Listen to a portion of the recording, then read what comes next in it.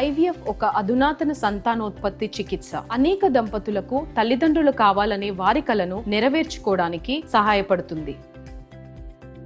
ఫోన్లపై నిఘా పెట్టారన్నారు మాజీ మంత్రి కాకాణి గోవర్ధన్ రెడ్డి.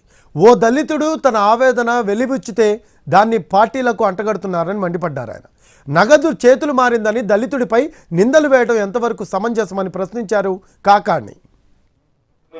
పాపం ఒకరోజు అతని మీద క్రమశిక్షణ చర్యలు అన్నారు, మరొక రోజు ఏదో నగదు లావాదేవీలు అన్నారు. ప్రభుత్వం అధికారం మీ చేతుల్లో ఉంది.